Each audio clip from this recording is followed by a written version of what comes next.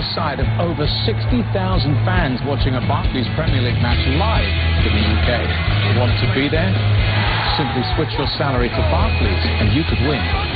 Switch to better and prosper with Barclays.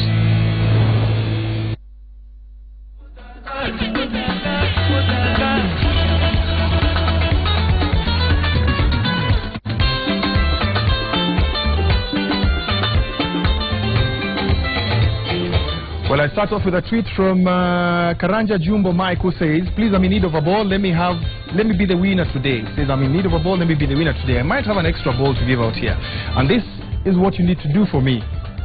If, Karanja, you can tell me the names of the players that are in studio today. Short ndio utapatiwa na director size ndio hao. Piga screenshot saa hii watafute majina zao. When you tweet me with their names, I give you the ball. Hao wote unaambia ni timu gani hiyo? Ungewaambia waangalia kamera. Yes.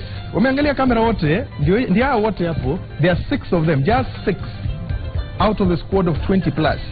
If you can tell me the names of those players, nakupatia hiyo mpira. Well, good afternoon. This is Monday Football and today we're going to the coast.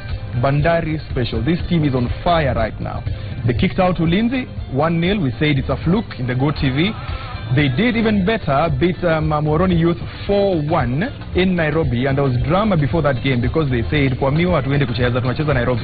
Well, that's a story that is coming up in a moment. But Harambee Stars are supposed to be on their way to Cape Verde, but an hour and a half, Wahiga? That's right. The flight is supposed to have gone. They are still in Nairobi. We'll give you the details of those ones. Wahiga, what else do we have? Outside Mike, let me ask you a question about Bandari. Yes. What number did they finish on the log? I think 4th. Which team usually finishes number 4? Kwa English Premier League. Kwa EPL? Hiyo team inajijua. Kale ka team. Arsenali? Yes. I just thought about it just now. There was someone here telling me that Bandari are 4th. Nikakumbuka pia kuna team ingine inakuanga number 4, which is Arsenal, but that's a story for another Kianda day. is around, so be careful. Yeah, a lot of Arsenal fans actually are sitting here, so I think they support Bandari and Arsenal as well. But we have also a very exciting situation happening on the far side of our studio, Xbox Corner. We've got Don. Don kicked Iqbal out. Iqbal was our very own Theo Walcott, and Iqbal had been here for almost 4 weeks, but right now the gentleman with the light sweater, whitish sweater, is Don, and he's hoping to defend his title today. Next to him is a man who is really celebrating Movember. Akona mandevu from here to Timbuktu, and his name is Jerry, and we'll be looking to see how Jerry will perform with Don. Don last week completely finished Iqbal. Can he do the same to Jerry? We'll just have to wait and see. Of course, behind us we've got DJ Crossfade, and he promised me that today's got like a little set. Kuna nyesha, kuna baridi, he can warm us up just with something little small. DJ Crossfade.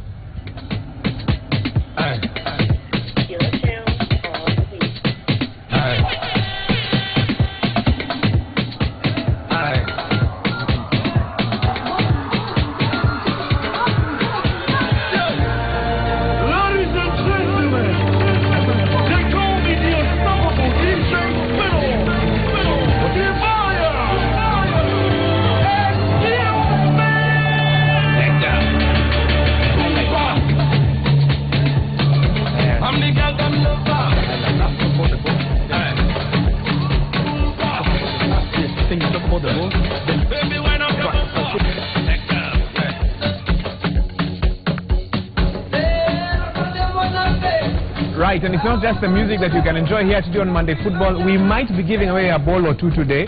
I'll give you further details about that. We also have some of our previous winners, and shortly they'll be coming on stage to get a ball as well. But for now, many of you wondering what's coming up on Monday Football today. This is what is coming up on Monday Football. Well, coming up on Monday Football, I beg your pardon, Harambee Stars did a great job there against Cape Verde, but they are now complaining about allowances.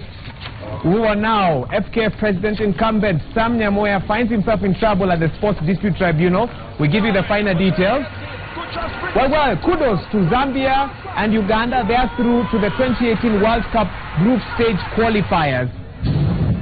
And finally, terror at a football match featuring France and Germany. We have that clip for you as well.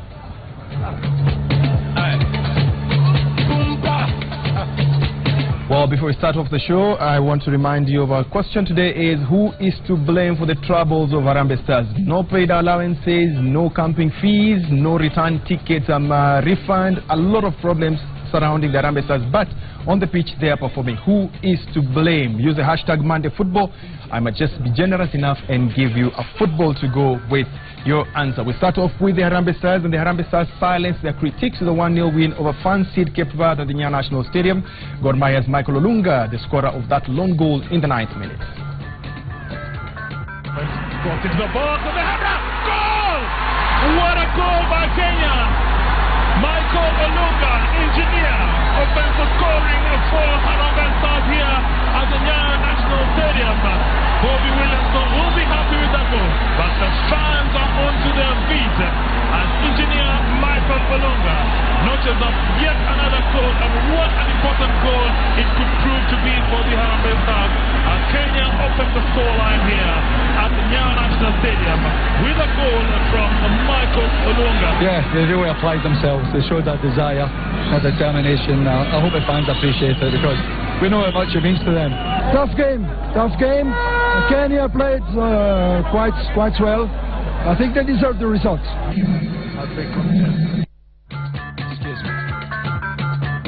Well, staying with that encounter now, the Harambee Stars versus Cape Verde match may not have been very well publicized, and many were taken aback by the fact that it was actually staged on a Friday and not on a Saturday or Sunday, as Kenyans are normally accustomed to. But Kenyans still came to support their favorite team, of course, the national team. Now, the fans who showed up were rewarded by brilliant performance by the Stars, who beat Cape Verde 1-0 and could have scored even more, judging by the number of chances on goal.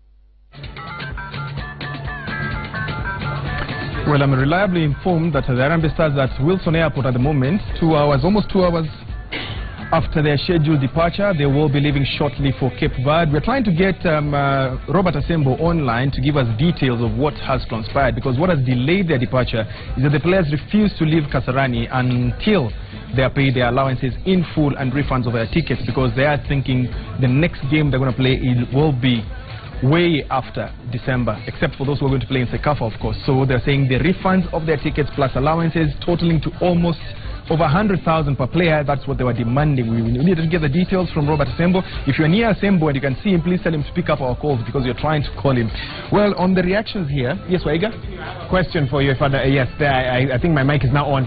Who is responsible for paying the Harambee Stars, whether it's a stipend or an allowance? I think I've seen a lot of debate on social media, back and forth. No, it's FKF, no, it's government. No, it's FKF, no, it's government. What is the clear picture? What do the rules and regulations say? Previously, it's the responsibility of the federation. But with the enactment of the new constitution in Kenya, through the Sports Act, yes, Sports Kenya is supposed to take care of all the national teams. And they said it clearly, we will do it. There's only one condition, that you must be aligned to the government, not in terms of sing their praises, but you have to conform to that Sports Act that is supposed to fund you. So that means you move from registration as a society into the Sports Act, from Societies Act into Sports Act. Which no longer have complained about. Which FKF have not. They were given an extension from August. It passed. That is one of the things that took them to the tribunal last week, because they've not complied. So somebody is saying they're operating illegally. So the government, they'll sit back and say, yes, we're willing to give you the cash, but we are giving you under what circumstances? As you need, yes, you need to align yourselves. And you know what that means? They need to register with the sports registrar. It means you take your documents there, open your books of accounts. Then you've got to get a certificate of good conduct for your officials. You must be tax compliant. Mumelipa serikali pesa yao. And on top of that, which is most important, yes, hauna deni. Hauna deni. Yes. Now hauna a case, I guess a case in court also. Yes. On the same line. Now look at FKF. Wamepita mtihani gani hapo? of all those ones. Now you'll understand why they would shy away from registering with the sports registrar. If someone is near Bwana Asembo, tell him to pick his phone. We need clarification on this matter. Yes, but Asembo, we need to pick up your calls. I've got a tweet here, Wahiga. This person says, please don't announce who I am, but tell CrossFit tuko pwani leo. Mbona tuchezea ngoma za West Africa? CrossFit umepata? Amesemaje? Tuko pwani leo. Tuko pwani leo. Mbona unacheza ngoma za West Africa? Unakusikia? Chidi kwa chidi. So that message has gone to CrossFit. So we move on, and Nakumatt FC provided another upset of the Go TV when they eliminated Sony Sugar 3-1 in post-match penalties. That game ended 1-1 in regulation time at the Nyayo National Stadium. Forward into the net. I think it's just a trick on Wycliffe Kasaya. He stays on the very far end, having arranged his wall, and then Yugi decides to curve it just close to the area. And by the time Kasaya runs from the other side to get on Sony Sugar side, again, Nakumatt having a chance on the outside right. A penalty that has been given to Israel Mpaima with a chance to level the scoreline here. Zuki puts it in the net. The Nakumatt fans who are the park here will be celebrating. And Mr. Giovanni Traore putting down here and then getting ready for it. This one is put in the net in the best of ways possible by Mustafa Mohamed. Everything's in his own hands. Kevin Omondi will be the man going for it. It is saved by Adisa. And the rest of the penalties will just be formalities. And they don't even need to be played at the moment, because even if they were, they would not be of any benefit.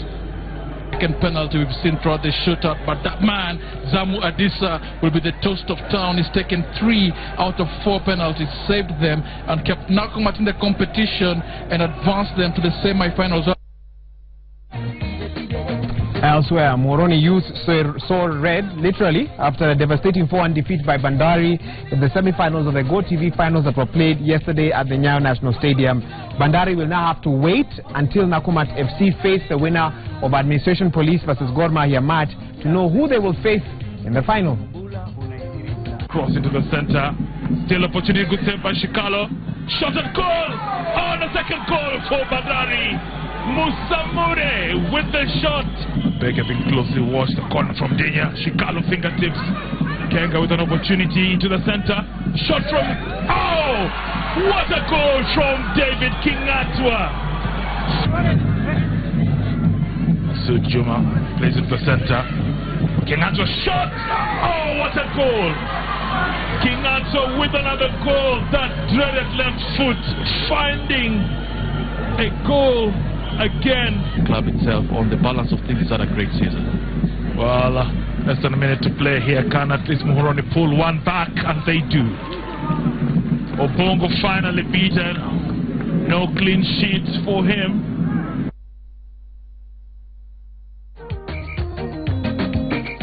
Now on to a story that we mentioned in our highlights. NFKF President Sam Nyamoya has been mentioned adversely at the Sports Disputes Tribunal by 2 different parties. In the first case, Nyamoya is challenged by an international organization for breach of contract regarding the bid Kenya made for the 2019 Africa Cup of Nations. Nyamoya is accused of contracting the firm to help in the bid but not paying the agreed amount once the bid did not go through.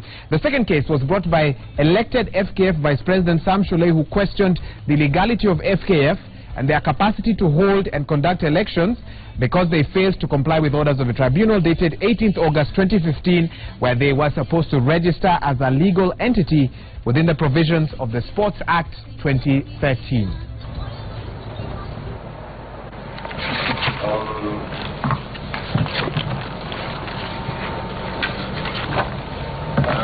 Why are minimum 1 day? Too long. I've difficult days. You see, even I'm being crucified for having no.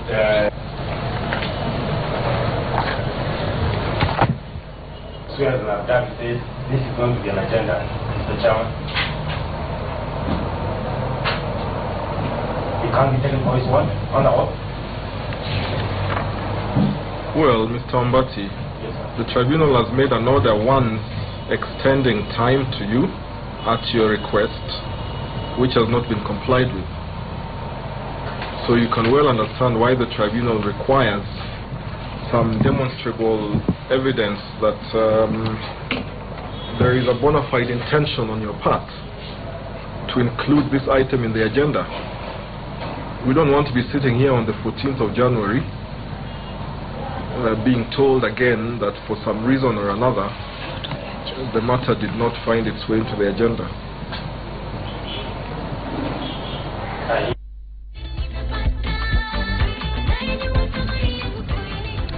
Well, a lot of reactions from you in terms of the Harambee Stars. Many of you do not believe that Harambee Stars are still around. You're wondering when will they get to Cape Verde? When will they feel the pitch? When will they have a rest?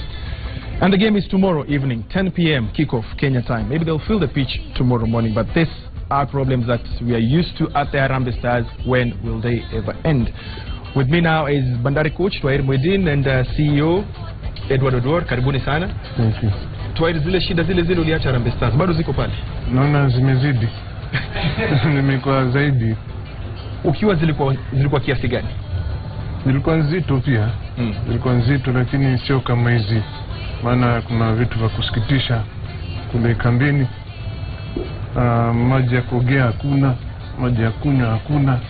Sasa hatuelewi tunaelekea wapi. Wewe ulipokuwa kocha uliacha the last time ulikuwa Harambee Stars coach ilikuwa mwaka gani? 2010. 2010. No. 5 years later. I'm sure they still owe you. That's a normal thing. There are those before me also, they are still waiting for their monies. Yes, as far as Mohamed Hale during the 80s. Yes, 88 up to 92. 89 I was with him. Yes. He was there before 89, 90 and up to mid 90s. Yes. Yeah. Kwa hivyo pesa yake bado hajalipwa. Bado. Odwar, you handle the Harambee Stars in the capacity as a team. What are the challenges, especially when it comes to players? When you have to assemble players from Europe, when you have to tell them bado pesa hakuna, utalipwa kesho pesa haifiki. It takes a big heart to convince these players because you see, you deal with different kinds of categories of players. Some of them are playing professionals in Europe, and it gets you into a very difficult position in order for them to deliver on the pitch during those competitions. And normally it was not easy for me, but luckily enough it was a bit better than what is happening right now. Because we used to have the board which was running the national team, yes, chaired by the now governor of Nairobi, Mr. Kidero, yes, and his leadership. Things were a bit running smoothly. As much if you compare today, it is very difficult. Well, Harambee Stars, we're still trying to get them on phone. None of them is picking the calls. I think it's because they're boarding the plane now to Cape Verde. Coach, we turn our attention to Bandari. At one point, the fans were really on your case saying, Coach ajui anafanya kazi gani. Right now you've climbed from out of top 10, finishing 4th in the league. You're in the final of Go TV. What is the transformation? What happened? We had problems with the strikers. All of them were injured. They had long-term injuries. So we just tried on very green players and some makeshift striking formations to suit what we had as strikers. We had a young man, Masud Juma, yes, who had got an injury in May. We had to stay for 5 months. Now he's coming back. There's Abbas Muidin, who was scoring goals at will in 2013. Yes. He cracked his foot during our second last match in 2013. So he was out for almost a season and a half. And we had got George Abege from City Stars. Again had some problems with his hamstrings. So we had to dig in deep. And through my experience, we managed to get results here and there with those setbacks because we depended so much on those strikers. So it's normal, and we had a very new team if you compare it with last year's team. So still they needed to gel also. we missed some experience also in some crucial, say, departments like the midfield, and that's why we got Moody and Muki Imani, and we really settled the team. And some also Okoti Kembek had an injury, helped a lot with his experience, so we picked up later on. People are complaining that Bandari now, they're parking the bus. Bao ni moja, komboa ufe. It's not easy to equalize when the Bandari takes the lead. Yeah, it's part of football, and no sponsors want results. They don't want good football.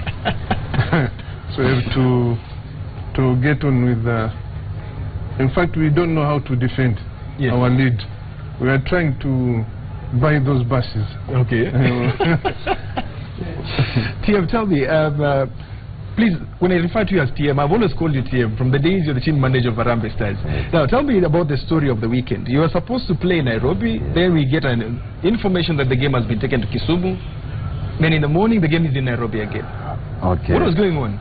Actually, from our preparation in Mombasa, we had a conversation with the director who was in conjunction with the sponsors, GoTV, informed me through the phone that they'll be sending us an official communication when is the match and where.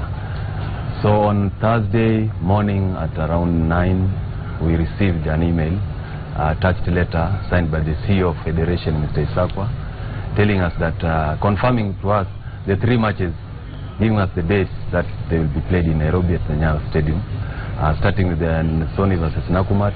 On Sunday, that was yesterday, Bandari versus Moroni. Then on Friday, Gor Mahia versus AP at the same venue. Yes. Then later on, in the course of the day, at around 6 p.m. in the evening, I happened to call Mr. Isakwa. And what triggered that, I saw an email written from the CEO of Moroni to Mr. Isakwa. It was a copy to me, asking Mr. Isakwa, when are we playing, because I saw some communication between you and Moroni CEO. He told me he's not aware of that communication. He has not seen any communication from Moroni. So he told me that as far as this is concerned, the match is in Nairobi. Come Friday, I inquired more, because that is when the team was leaving to Nairobi, early in the morning. And we had seek our approval from our sponsors that we are playing in Nairobi, and our budget was approved that we are supposed to play in Nairobi. So on Friday I was told that the match venue has been changed and switched to Kisumu. Switched by who? By the Federation, from the director of the tournament, Mr. Karaoke. Yes. From the same office, Federation. When I went as far as trying to call Mr. President of the Federation, he told me he was not aware of the same issue. Yes. But later on, in the evening, on Saturday, I tried to call the general manager, sponsor of GoTV, Mr. Uka, and told him all what is going on. And I told him that we are sticking to our position. We don't have funds. This is a parastatal sponsored team. There are procedures to follow when we are asking for our budget to be approved for any match away in Mombasa. And I told him that it's very clear we cannot take the team to Kisumu at this time. So he told me that I give him time. That was on Saturday. He'll come back to me. Later on, Mr. Nyamoya called me at around 2 p.m. asking me who is the home team. And I told him that the home team is Moroni according to the chart. From there, what transpired, he told me, I think you're supposed to be playing in Kisumu tomorrow on Sunday. Because Moroni is the home team. Yes. It took me time to talk to him that if Moroni is the home team, give us the date of our home match in Mombasa, because this is a knockout tournament, and it's a one-off match. So if Moroni is the home team, and from the tradition which has been going on before, since the GoTV started to sponsor this tournament, the semi-finals and the finals have been played on a neutral ground, that is in Nairobi. So if it is a home and away, give us our home, our home date when we are returning, playing against Moroni. Then he told me to give him more time. Later on, at around 5 p.m., he told me now the match has been switched back to Nyayo Stadium. So that is what had transpired. So was the issue, were you afraid of going to Kisumu, home ground of Moroni, or was the issue you don't have a budget to go to Kisumu? We were not afraid, not even Kisumu, even Moroni. We've been there, we've beaten Moroni there last year. So the issue of going to Kisumu was not that we were afraid. It is the timing, because we need to prepare the team early enough to secure all that is required for the team to move to Kisumu. So the issue of us going to Kisumu, that we didn't want to go to Kisumu because we were afraid it was not there. Yeah. Okay, Coach, tell me, what's your projection for the finals, GoTV finals? I see a big chance for us winning that. For some reasons I can't mention. Yes. But we have a big chance to win it. And I would like us to meet Gor Mahia and we beat them, so that we are not looked upon as a favor has been done. Gor beats us, we just go by virtue of reaching the final. Okay, because Gor Mahia are playing in the Champions League, and whoever wins GoTV will play in the Confederations Cup. So if by virtue of you being in the final, if Gor get to the final, automatically you're going for Conference Cup. Yeah. If even Gor beats us, yes, they're losing finals, so we have earned the right to go to the Confed. Yeah. But don't you think it's going to affect the player psychologically if Gor Mahia get into the final, knowing that win or lose, bado tunapanda ndege? No, we have a mission to accomplish, because Gor beat us in 1986 in the first final of the then called Moi Golden Cup. Yes. Yeah, so we seek, I would say, revenge. For us to win against Gor will be a big plus for the young men in the team. Okay. Oduor, when it comes to arrangements for the team, getting the team to play in their away matches, there are all these procedures and protocols. How much does it affect the players, knowing that you don't have any other team in Mombasa? Most of your games are away, and the nearest away is maybe Machakos, which is still too far away from Mombasa. How does the team coordinate between playing the away matches, because at times you play 2 away games in a month, back to back? First of all, from that question, I would like to thank our title sponsor, that is Kenya Ports Authority, for supporting the team fully.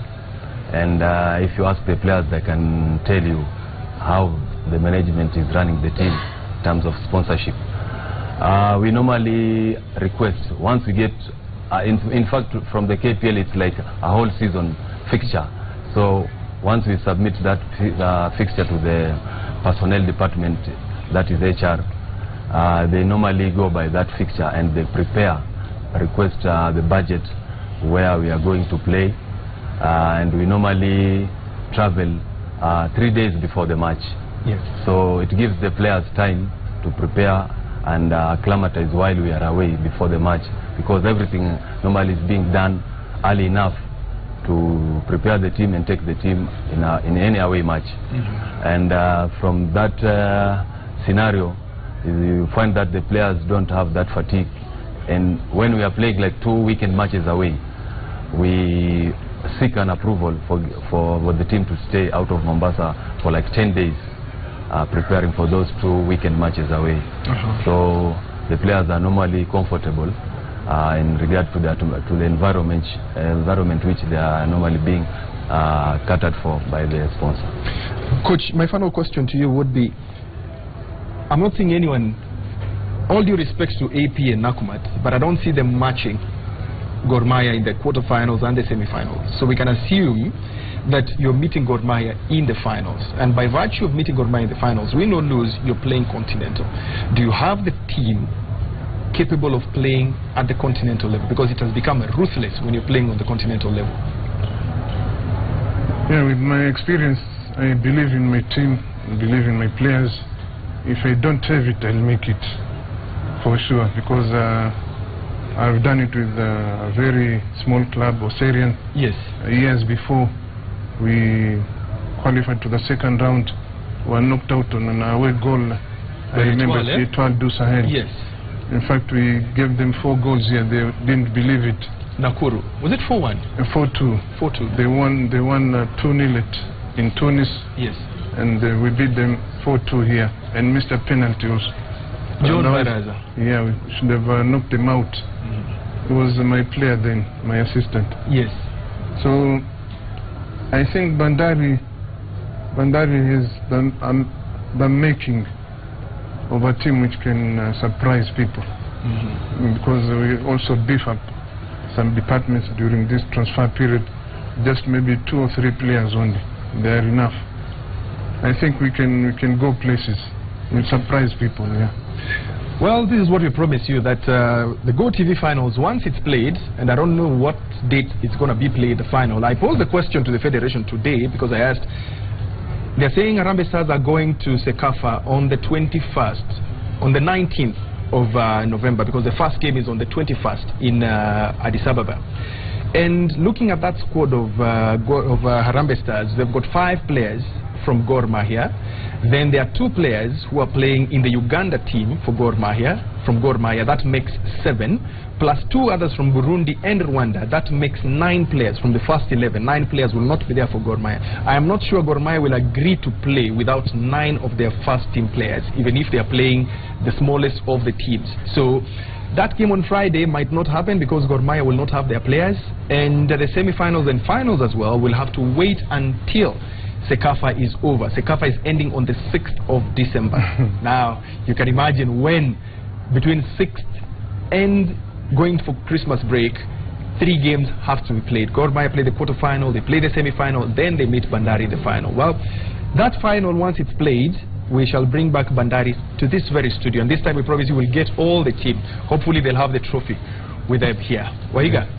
That's right, Mike. Well, and right now I'm here at the Xbox corner, and before I tell you what's happening with the Xbox, let's take a look at what some of you are saying on your social media using the hashtag MondayFootball. Let me see here. Augustine Gige says, FKF should pack and go. It's high time FIFA comes in. Okay, those are their thoughts in regards to the question we are asking. Who do you think is responsible for the challenges that the Harambee Stars find themselves in? Unpaid allowances, promises upon promises. Who do you think should be blamed? Someone else here blaming Sports Kenya and saying no taking sides, but Sports Kenya should be answerable to unpaid allowances delayed. This is Bobo Mwenyewe, a big shame. We have Maurice Ocheng saying okay, I think he means tumechoshwa, but ameandika tumecheshwa na FKF pamoja na Gava, alright. Harrison Shitiavi has been sending us quite some messages. The game is kesho, and yet our players are still in the country. Well, they've just left. Only God knows where Kenyan football is heading to. Definitely many of our viewers are concerned about this state. They saw the brilliant performance that Harambee Stars put up on Friday, and they are saying we should have encouraged them to go and do the same in Cape Verde. But at this rate, people aren't quite sure how that is. But something we're in control in, we'll put Harambee Stars on hold for now and take a look at what's happening in the Xbox corner. They seem to be on a break. Don, we'll start with you. You have the mic next to you because you were here last week. How's it going so far?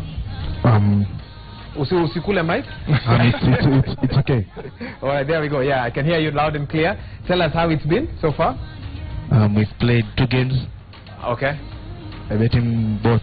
We beat him both? Yeah. Okay. What's his style of play? How would you compare him with Iqbal, who you had last week? Iqbal was better, I might say. You think so? Yeah. Oh, man. I'm sure wherever Iqbal is, he must be very happy to hear that. Okay, Jerry, want to hear your voice? Let's begin by talking about Movember. You have to explain, and I hope the viewers are seeing the level you are.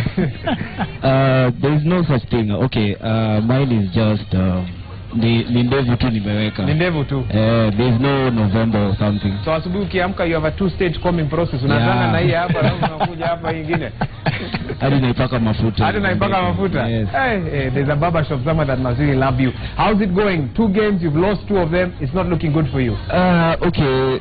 By Van Hal's words, season bado ni mapema, bado ni half time saizi. Yeah, bado ni kujaribu. Okay. Kuonja. Why do you think he's so good? His tactics are very I'd say professional. Okay. Because the guys who play at home, they wako easy, you know. Hey. But after there's a challenge. Kama kwa na degree, out of 1 to 10, where would you rate him? I think degree should push it to 100 because he's. That's how good he is. Yeah. Wow. Okay. Well, we're going to be back for the second half, and of course, we'll see how you do. And for those of you who are watching at home, if you think you can beat Don the Don at the Xbox, you know, then let us know, and we'll give you a chance to come in. Iqbal tried. Iqbal was sent home. Jerry, not looking too good right now. He's got another 45 minutes or so when we come back from the break to prove himself. But if you think you have a chance, talk to us. The hashtag is Monday Football. We might call you in to give a shot here at the Xbox corner. Now we go back to DJ Crossfade. Even as we take that break, he's got some music lined up for us to take us into the break. See you on the other side.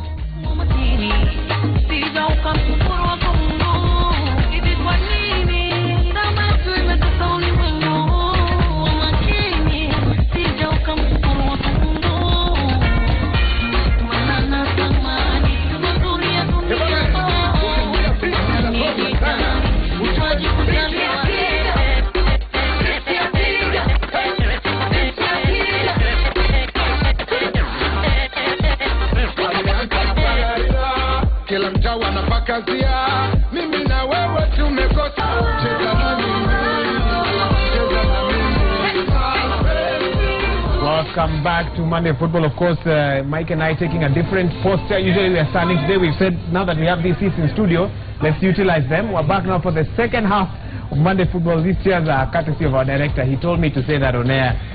We're getting lots and lots of feedback here. Mike, I know you have some SMSs. Yes, I've got a lot of feedback coming from Twitter. I'll try and go through them very fast. Edgar Momanyi at O Momanyi says, I think it's high time Nyamoya and company vacated office. Things ain't going their way. At Iznyata says, who represents the government as far as Kenyan football is concerned? Good question there. Then Cliff Lukaye says, football leadership doesn't have football at its heart. That's why we have all these problems following us. And then another one here comes from Zablon Zak. At Zablon Zak says, it is time we act. FKF or KFF. He's not even sure which one that is.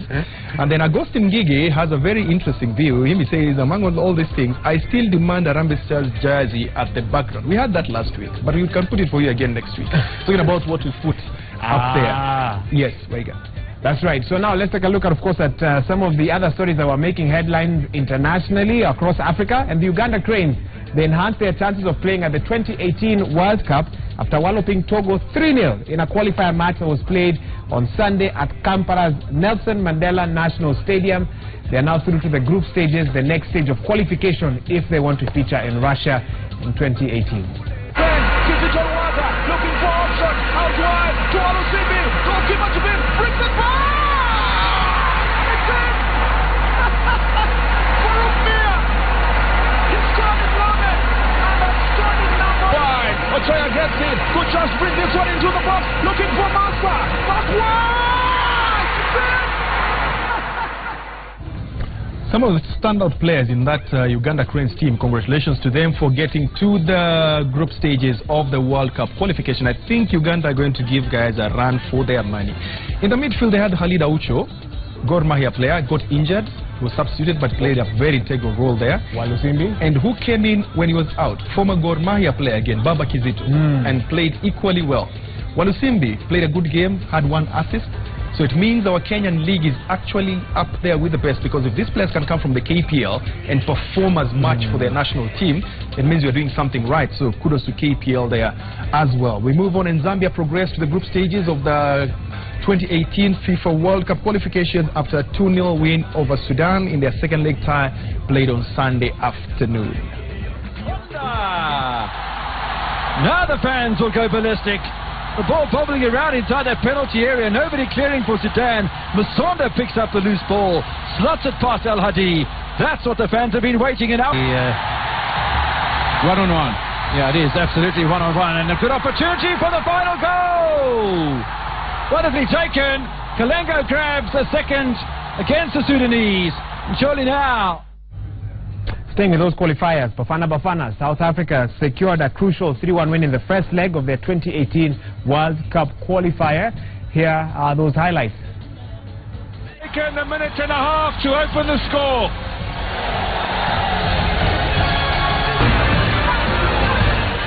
chance now. Goal, South Africa! Expertly finished. Bafana are right back in it. And that's what we needed immediately after conceding.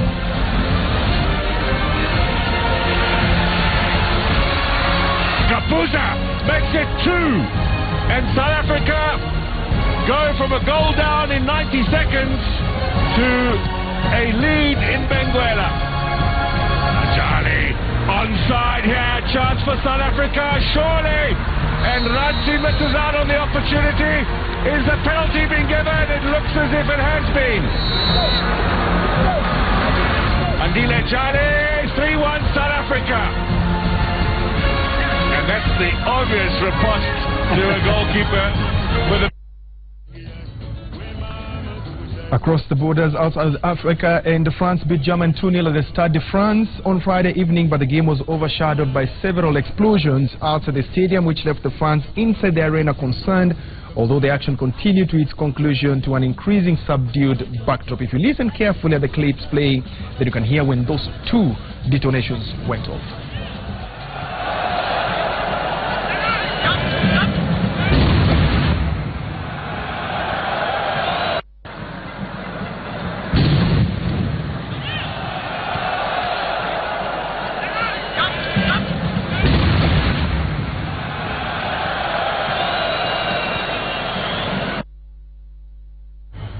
Very concerning situation there. You can imagine that stadium packed, capacity 60-70,000, and then you can hear the sound of those explosions.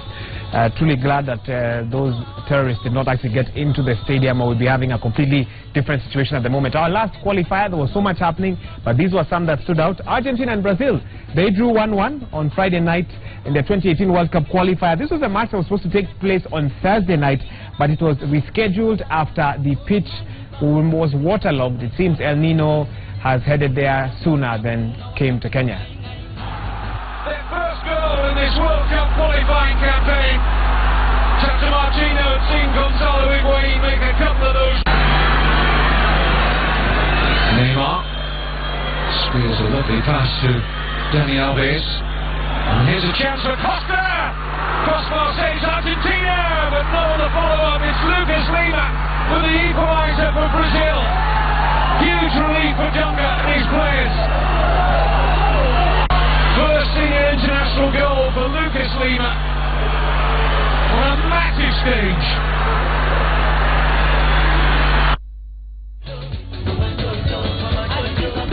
Well, this is the part I like because I get to interact with these players outside the field of play. Obungu, hiyo pikipiki unavuta ni nini? That celebration, because I come from the lakeside, kwetu ni Rusinga, and that action of hiyo ni boti sasa unawasha engine. Ni generator inawashwa hiyo. Generator nini? Generator, yani unajua ukishafunga bao utakana urelax. Sasa ndio tunaiwasha, tunaonyesha hapo ndio tunaiwasha tena. Defense yako imeplay key role sana. Hapo nyuma akupetiki. Nasemekana Bandari bao moja komboa ufe, because every time you score na kuona unaita wale madefender wako wote. Ni story gani mliyopiga hapo na mmefunga? Wajua kwa football sasa zile mmefunga hiyo ndio sana sana time ile timu iko wiki inaweza fungwa hiyo time. So mara mingi huaga tunaitana, tunakumbushana kwa sababu last season tulikuwa na hiyo problem sana. Tunafunga then tuna slip, tunafungwa. So unakuta last year tulifungwa mingi sana. So hiyo ilikuwa ni area moja ambayo ilikuwa lazima tu improve. Na nashukuru mwaka huu tumeimprove defensively as a team, not as a defense, as a team. Okay. Patia Gateri mic. I will try and remember all your names because I cover you almost every week. Gateri, vipi? Poa sana. The last time nilikuona tukipiga story ulikuwa South Africa. Katoka academy, mbona Bandari na si place nyingine? Sorry? Mbona ulirudi Bandari na sio timu nyingine yote? Bandari kwanza nilienda huko nikaona facilities, alafu nikaona venye wanataka kama vizuri. Karibu. Nikaona vision ile wako nayo kwa sisi kama young players wanataka kutu develop, so ilikuwa easy kwangu ku make your decision. Stint yako yese ilikuwaje? What did you do when you were in South Africa?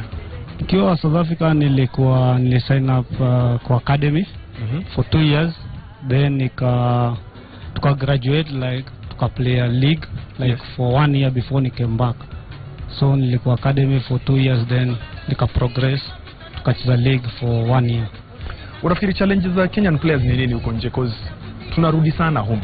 So many times mtu anatoka, tunafikiri hata progress to another league, tunarudi back home. Is that a positive ama ni negative kwetu? Mimi kwangu naweza sema siwezi sema ni negative. Unajua lazima kuna ile experience inalingana tena environment na kila kitu ile na happen outside. Hawezi tu sema ni mambo ya nini kitu mbaya timekuhapenia ama kitu kama hiyo, lakini is all about kupata hiyo chance. Saa zingine tupate hiyo chance hapo, lakini I think we can do better. Okay. Muki, hiyo jina ilitoka wapi? Leo napata chance ya kujua hizi majina vizuri. Hiyo jina Muki ilitoka wapi? Ni jina tu ya mtaa. What does it mean? Kimani. Kiribasa. Hii lugha yenyewe ni ngumu. Umeenda Bandari, we've seen a different side of you from how you played in Nairobi. Uko more aggressive kwa ball, una win a lot of balls, you don't lose them. Uko kama engineer team, ukimove forward. Transformation imetoka wapi ukiingia Bandari? I think naweza sema ni through technical bench. Wamenipea hiyo nafasi ya kucheza more games. Na pia wamenionyesha naweza kuwa na ile self belief na trust pia. Na motivation. Okay, hiyo motivation nitakuja niulize motivation inatoka wapi baadaye. Kingatwa. Hiyo buti ya left. Ni nini imeko hapo? You know, somebody is commenting something hapo kwa gallery. There's a Bandari fan in the gallery. I'm trying to figure out what they're saying. Atur, unasemaje? Hebu sema nisikie na upate hiyo message. Huo ni Atur, anaitwa Atur. Asa, tunamwitaga Atur hapa because we cannot pronounce hiyo ata yake yote, kuna ma-R mingi. So tunamwitaga hapa Atur. Anasema hiyo left yako kuna kitu umeifanya hii season. Umeishapen na nini? Ni mazoezi. Mazoezi ndio mingi. Mazoezi na bidii. Mazoezi na bidii. Ukiwa Nairobi sijaona hiyo left kichapa hivyo double. Na vile mguu ni ndogo. Zilikuwa mara moja moja. Mara moja moja? Jana hebu niambie, ukipata chance unachapa. Instructions za bench ilikuwa nini? Because any time ulikuwa unaona goal hivi unawachilia. Hizo zilikuwa instructions kutoka kwa technical bench. Washaka wakaangalia venye Moroni wanacheza, vile kipawa na behave. So hizo zilikuwa ni instructions. Nikiona target inapelekwa. Hizo bao naziona tena una turn inja 18 boss. Na mbona Harambee wakuoni na hizo double? Do you think selection iko fair? Because mimi Harambee atushoot. Maybe Olunga peke yake na Jesewere ndio wanapiga madabu. Mbona wasikuita? Do you think the selection is unfair? Kuselect players kwa national team. Chance itakuja. Chance itakuja. Itakuja lini na ni sasa? Watu wanapiga mabao. There's something that we do every month and that is a sports journalist. You pikigi player of the month. And 3 times now umefika kwa ile final shortlist. Lakini kura inaanguka. Do you feel disappointed that we don't actually award you because of votes? How does it make you feel when ukijua unasoma report ya kwamba ulifika kwa shortlist ya wale watatu but then award ikaenda kwa mtu mwingine? Inani motivate sana work hard na inanifanya nzidi kutrain sana, ndio hizo majina zikitokea tena tajipata niko ndani. Nataka kujua somebody else anijibu as we wind up. Nini imefanya number 4? Did you think patia Mike Mtule hajaongea? I will try and figure out, remember the name. Jimmy nipotea, utanisamee. Tell me, kumaliza number 4, muli expect kumaliza number 4? Niambie jina kwanza. Victor Ndinya. Victor Ndinya. Wewe nilikuwa na South Africa. Nipatie story ya South kwanza. Unaona ukiwa South nywele huko umekaranga hivyo. Direct kuangalia hiyo nywele. This is what changanya's me now. Akiwa South alikuwa kijana amenyoa nywele vizuri, ametengeneza doa, amekuja Bandari, ona nywele sasa. Victor, kwanza niambie South kulikuwaje? South ilikuwa poa sana. Nilikuwa nimeenda 2012 academy na nikachezea almost 8 teams zinachezea the top league. na ilikuwa experience poa sana. Nilicheza na big names, Brian Mandela pia nilicheza na yeye, just to name a few. Na pia nikacheza na Ajax, the academy. Ndio ikanifundisha a lot of things, ndio najaribu kuapply sasa. Huko kwa kina coach Musa, Cape Town. Yeah. Unaona nakujua na kufuatilia kila mahali. Ukiniambia jina tu nakumbuka. Sio niambie kumaliza number 4. Did you expect to finish 4th? This year imekuwa challenging sana. Tulianza league vipoa but tukarudi chini. Hatukuwa na expect league itakuwa this great. Lakini tuna thank God kwa sababu each and every game tulikuwa tunaomba tushinde tu. Tucheze poa, tushinde. Coaches walikuwa wanatupatia morale, wanatuambia we can do it.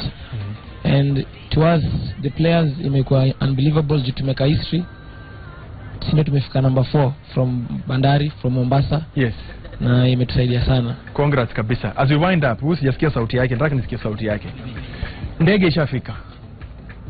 Jana nasikia jamaa anasema ndege mnapanda lakini kikombe na wenyewe. Hebu message gani utawapatia au mafanzo Moroni? Nilikuwa nasema sawa, ndege tumekubali mnapanda lakini kikombe na wenyewe. Kombe tunachukua. Mna imani? Mna imani kabisa. Now nataka mnifanyie favor, nyinyi wa sita hapo. Niko na maswali 19 hapa. Tuna kitu inaitwa quick fire. Waiga amekaa pale, kuna do amejificha hapo. Ako huko, kuna saa 2 hapo za kupeana. Waiga nipatie hiyo do kwanza. Ndio confirm. I hope that somebody will go with it. Mimi ndio sponsor. Mombasa ni mbali sana. Ndio hiyo. Normally si waga na quick fire. Every Monday si waga na quick fire. 1000 na kuaga 2. The last one ilifika 6k ikaenda na mtu. Leo tunaanza fresh. 2000 bob. Ndio hizi. Au 2 ziko hapa. Nasikia vile CrossFit anacheza hiyo money. Nataka nipatie mtu hii do. Normally director pick mtu. But nataka nyinyi decide mnipatie mtu mmoja.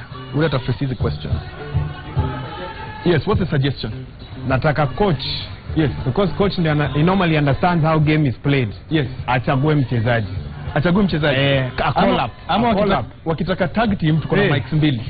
Coach na mchezaji mmoja. Bana, wachezaji tu tunazopea mics 2. Hiyo ndio coach achagie hii maneno. Haya, coach achague mmoja. Coach achague mmoja. Victor Ndinya. Haya, Victor Ndinya, wewe ni wa kwanza, simama hapa. Hiyo ndio call up sasa. Unataka backup ama utaweza peke yako? Amesema anataka backup. Achague backup. Chagua backup wewe mwenyewe sasa.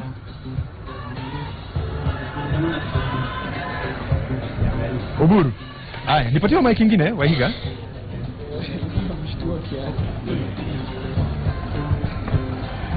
So, bidii yenu ndio itawasaidia. This is what we do. We normally have 60 seconds to answer 8 questions only. Nataka tu mjibu swali 8. Kama hujui jibu, unasema pass. But advantage ni vitu zote tumeongea hapa. Nimewapea leakage tukianza, coach ametoboa leakage kaa 3 tukipiga interview hapa. When you have the answer, give it to me. When you don't have the answer, mkubaliane mseme pass, tunaendelea. So it is how fast you guys go. I've got 20 questions. I only need you to answer 8 peke yake. Zote zilikuwa kwa show hapa. Utakupiga strategy kwanza, niwapatie 10 seconds. Mjipange. When you're ready, you let me know. Yep.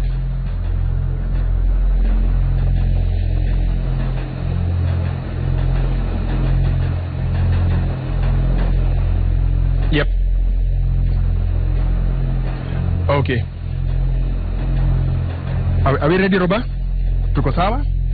Okay, guys, your 60 seconds start now. What is Bandari in English? Port. Where in Cape Verde is the return leg between Kenya and Cape Verde due to be played? What city? Praia. We continue. How many technical bench members of Bandari have served in the Harambee Stars? 3. We continue. Which former Harambee Stars player sits in the Bandari technical bench? Ken. Which Bandari technical bench member is known as Katolida? Ali Break. Who is the second top scorer for Bandari and with how many goals? Kingatwa. How many goals? 7. What position did Bandari finish in the Kenya Premier League in the just concluded season? 4. Name the player who scored a brace for Bandari against Moroni. Kingatwa. What was the result between South Africa and Angola in the World Cup qualifiers? 3-1. Time is up on 9 questions. Wamepata ngapi? Mumeanguka swali moja. 7. But that's a good try, actually. Nyongwa. 7. Nyongwa. What? Nyongwa. Hebu apigie ngoma wasikie. Nyongwa. Hapo tena. Nyongwa. Nyongwa. Nyongwa. Nyongwa. Ndinya. Katolilo umjui? Amjua. Ama ni wasiwasi tu? Sababu nilikuwa naambia strategy. Ule anajua mimi ningekuwa nyinyi, ule anajua jibu because you are taking too long to answer the questions. Ule anajua mko unasemaga tu unapeana thumbs up na unajibu. Because you wasted almost 20 seconds because of not being sure kama utajibu ama utajibu. But good try. Mtarudi hapa tena after the final ya Go TV. Hope mtamake. So my 2000 bob next week it goes to 4000 Kenya shillings. Bandari umekataa do yangu. So 4000 next week. Wahiga, Xbox unaendaje? That's right, Mike. We have two quick things we need to do before we wind up the show. The first thing is we'll take a look at what's happening in the Xbox corner. Secondly, we need to reward winners who answered correctly and get to walk away with some of the balls that we have here on display. So we will be doing that in just a bit. But first things first, we've got Don the How many are we rewarding? Pardon? Wahiga? How many are we rewarding? We are rewarding, no, there are two gentlemen who've come. Yes. And so we'll wait for Banan Dong, who's not here today, to come and tell us next week the final tally. Okay. Because he's the one who's actually been handling the winners, of course, and just following up on the social media platforms. He'll be letting us know. So don't worry, Dong hasn't disappeared. He'll be back next week and he'll tell us, because I can see right now there are 6 balls and I know 2 are going just now, and he'll clarify that for us. But first things first, Don the Don. I hear you're unbeaten like Gor Mahia and other teams. Talk to us about that. Yeah, I'm unbeaten so far. You're unbeaten so far. Good. And you're not going to say anything else. Auringi, you're unbeaten and that's all that matters. Yeah, that's all that matters at the moment. Good. I don't know if your mic is working. I hope yours is. Jerry, how Yeah. hard has it been playing against this champion? It's been quite difficult. It's been a fun experience to be honest, but it's been quite humiliating. Yes. Being beaten by more than 5 goals and a half. Yeah, it's quite humiliating, but it's a good experience. Yeah, it's been good. You know, I took a look at you two and something occurred to me. Both of you are wearing sweaters or shirts with words. First things first, and I don't know if we can get that picture. Yours is written "Party at Gatsby," which for me means that you have a party because of how you celebrated. His is no friend zone, lakini naona umewekwa friend zone. Boys amekuweka friend zone because la kunyorosha hapa. All right, I think my director wants to get that shot. Now that you've played with him a couple of matches, why is he so good? I asked you this before, I still ask you again. What is his secret? I think it's the way he organizes his team, his formations, and also his tactics. Most guys prefer using a striker or two, but his striker is playing in the midfield. Yes. And his speed is quite effective in holding the ball and playing in the wide areas. And also when he plays in the wide areas, his crosses are deep and quite effective. So yes. His formations and his tactics are the killer instinct. We actually have in studio the technical bench of Bandari Football Club. I'm wondering, would Bandari benefit from his skills? Because he seems to know what he's doing on the pitch. Do you think that sort of information can be translated on the pitch as well? Yeah, it can be trusted on the pitch, provided he doesn't put the wrong people in the wrong places. Provided he doesn't put the wrong people in the wrong places, then that can happen. Yes. Good. Thank you so much. Now, Bwana Director, I need your direction because we need to award 2 winners and they're actually here in studio with us. So they will join me. Let's start with them. First of all, there's a gentleman here who will actually be joining me. And he's just getting ready, making his way onto our mini stadium over here. And I'll just get the mic from Don. Thank you so much. There we go. Sir, please feel free to join me on this platform. And this is your microphone. First, begin by introducing yourself for Kenya. They're very jealous of you right now. They really want this ball. I need to tell you that. Thank you so much. My name is Zablon Kabasa. Yes. Yeah, I reside in Nairobi. Okay, please put the mic a bit. I'm a football fan. Oh, you're a football fan, okay? Yeah. So which question did you answer? Which question did you answer correctly? Who equalized for Arsenal? Yes. To enable them draw with Tottenham. Uh-huh. And I said Gibbs. And are you an Arsenal supporter? No, Liverpool. Liverpool supporter. Okay, but this one you got it right and today you get to walk away. What are you going to do? Is this for you? Is this for someone in your family? For a friend? Who is this ball? No, later on I'll give this to Gor Mahia. Later on you'll give this to Gor Mahia. Why? I thought Gor Mahia have so many of these already. They don't have this color. Chairman Ambrose used to confirm that. So they don't have this color. They don't have this color. So first you stay with this ball for a bit. I'll stay with this and then later present it. Gor Mahia mnasikia, there's a ball coming your way. How long? I don't want you to give a politician's promise. No, when they beat Bandari. Oh, I see. It should be if they beat, not when. Oh, if they beat Bandari. If they beat Bandari. In the final of GoTV. After they get the trophy, you're going to give them this ball. Yeah. Thank you. I'm going to give this to you at this time. Thank you so much, and all the best. Indeed, all the best. Thank you so much. I'll hold this for you. Now, we have quite a contrast from a gentleman now to a young fella here. Amekata kutak shirt, but I know that's what's in fashion right now. How are you? Good. This is for you. Can you begin by introducing yourself, of course, as you face the camera? I'm Maxwell Okola. I am picking for my cousin Jemima Okola. Okay. Yeah. Jemima. Yeah. A lady, and she's been following the Monday football. She introduced me to Monday football. Really? Yeah. Well, good for. Why couldn't she make it? Is she working? Is she in school? She traveled to up country. Okay. Yeah. Okay. Do you know which question she answered? Yeah. Question 4, which was, which England captain has had a rough time with both his country and club? Yes. And the answer was Wayne Rooney. And the answer was Wayne. Manu tuko na shida mob sana. What do you think she's going to do? Is she a football player? Does she want to give it to someone? Not every Kenyan can get a ball like this one. Yeah. It smells as good as if it's been used on a pitch in England. Yeah. She's a football. She plays football. She plays football. Yeah. Good. Will this get to her safely? Ama inaweza potea. Unajua sometimes in Kenya it will get to her safely. Yeah. So we entrust it to you. Thank you so much for coming to pick it for her, and encourage her and all your friends to keep watching Monday football. Yeah, thank you. Thank you so much. I'll allow you to take a seat now. Mike? Yeah, there we go. I think that mine is a challenge. Actually, I want to challenge what were Xbox. Hey. You know, Iqbal alikuwa meringa hapa sana. Akisema is a champion. Akafuata fimbo yake. Yeah? So, this guy, we need to get him a challenger. If you think you can play Xbox better, Atur wacha we wezi. Atur is saying he can play. Wachana Atur. It's not that one of Kalongolongo like this other guy in studio. No friend zone. So, we will get him a challenger as we move along. And as usual, we finish off with some dancing, I believe. Okay. And CrossFit tells me that Bandari wako na dance yao, hiyo ya kuvuruta generator, kuwasha generator. You have that song for them? CrossFit. Aha.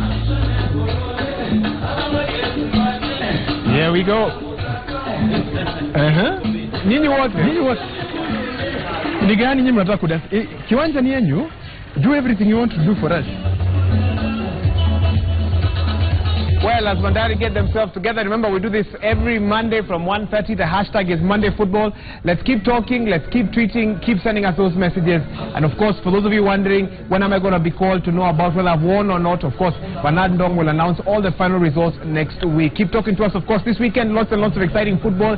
El Clasico will be happening this weekend, in addition to lots and lots of English Premier League matches, as we wait to see what will happen in GoTV as well. Right now, I take you back to the field, where Bandari, I think, are now ready to wow us with their, not just their football skills, but also their dancing skills.